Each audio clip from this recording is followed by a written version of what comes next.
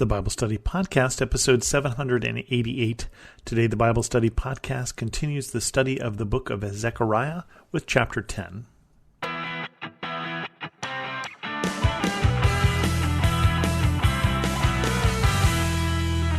Welcome to the Bible Study Podcast. I'm your host, Chris Christensen.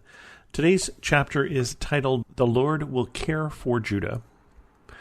Ask the Lord for rain in the springtime. It is the Lord who sends the thunderstorms. He gives showers of rain to all people, and plants of the field to everyone. The idols speak deceitfully. Diviners see visions that lie. They tell dreams that are false. They give comfort in vain. Therefore the people wander like sheep, oppressed for lack of a shepherd. My anger burns against the shepherds, and I will punish the leaders. For the Lord Almighty will care for his flock, the people of Judah, and make them like a proud horse in battle. From Judah will come the cornerstone, from him the tent peg, from him the battle bow, from him every ruler.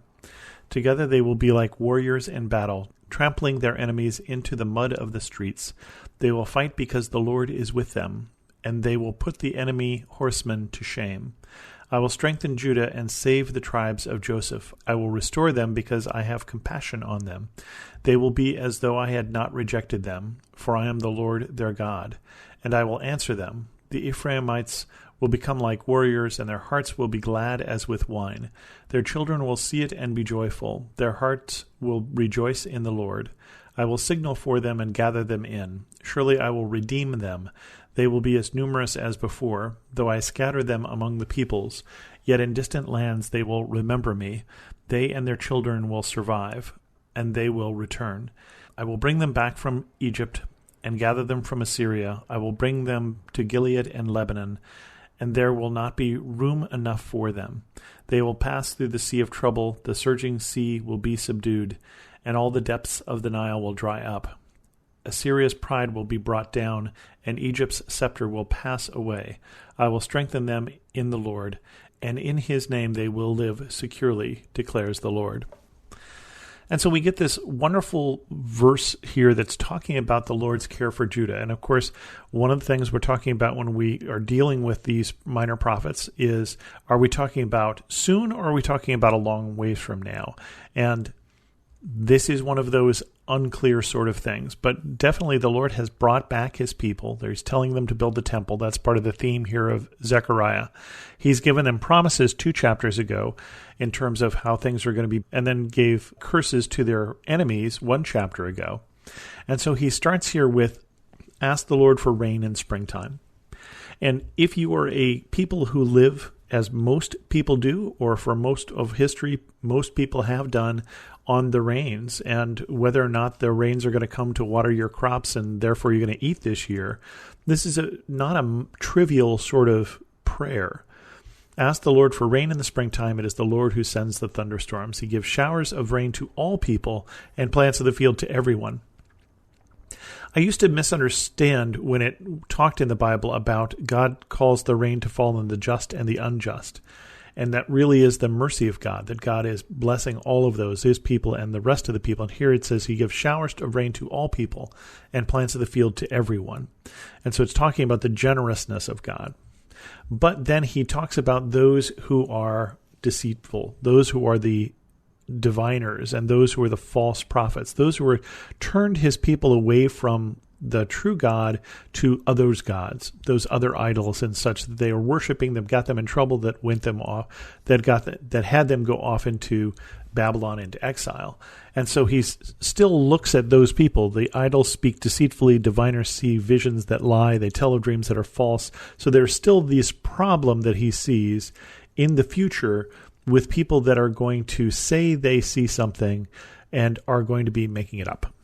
And we still see that in our day and age. There are people who tell us things that are false, but there are also people who tell you they're predicting the future. And I don't just mean that they're making a prediction, but they tell you that they can see the future, who are lying. This still happens.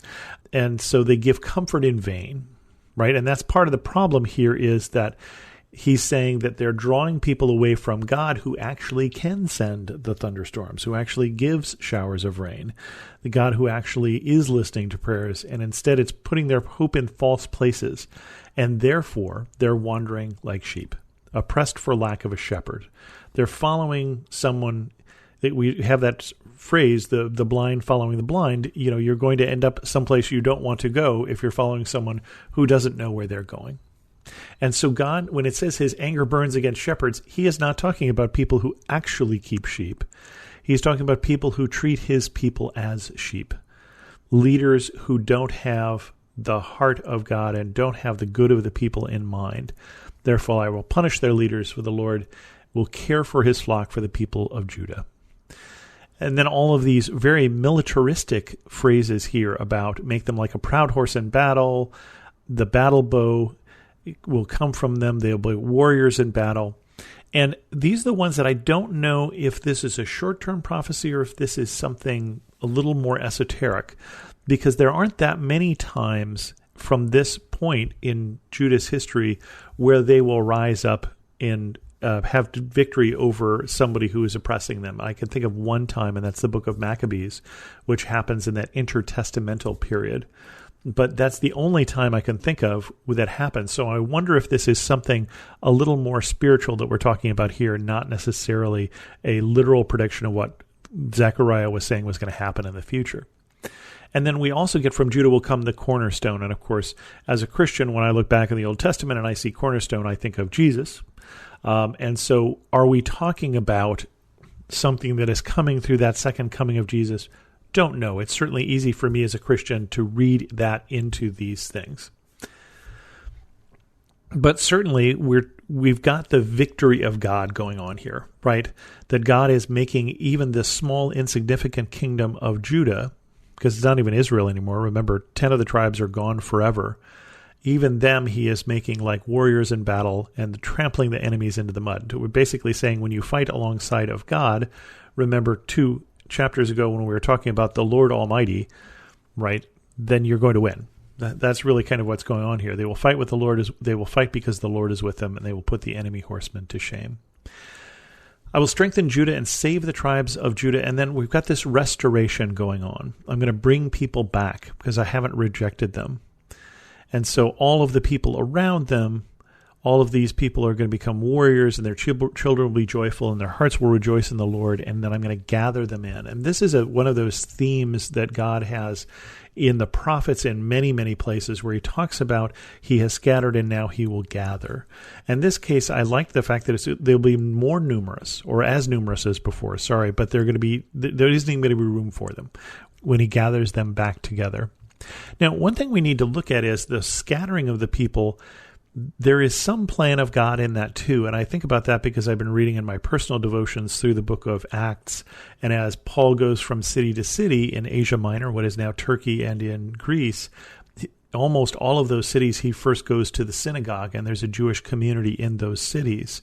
And so the scattering of the people of Judah, the scattering of the Jews there in that early intertestamental period really does lay the seeds for the starting of the church in these so many places, because Paul and the other apostles start with their people. They start with the Jewish people, then they start preaching in the synagogues, and then you typically get thrown out at some point. Some people follow them, and they go to the Gentiles. And so that scattering that was done itself had a purpose, or we see the purpose of God in that as well.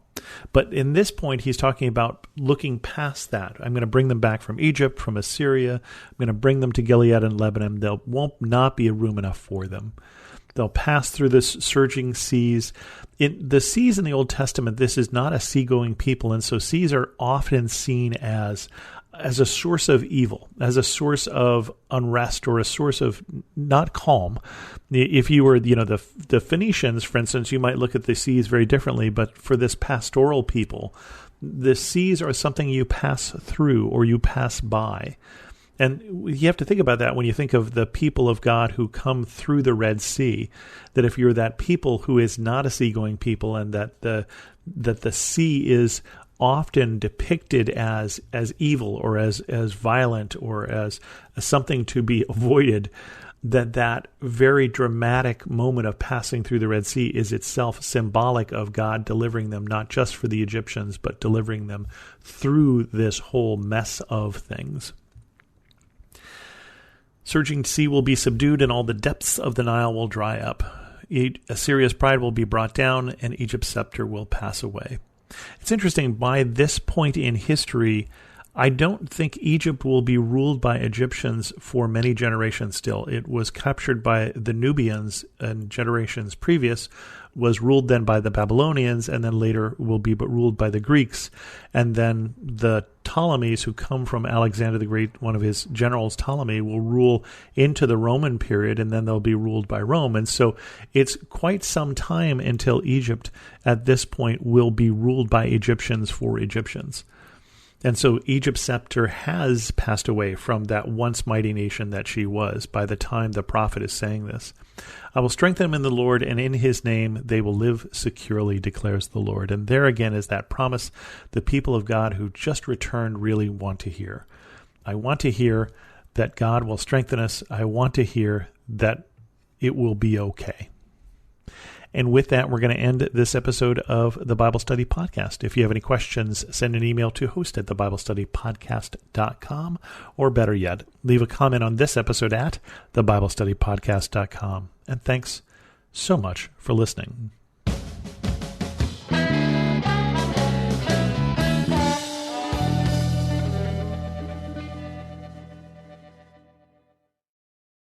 Hi, friend. Are you stressed? Maybe even worried about so many needs around you that you've forgotten you are worth taking care of too?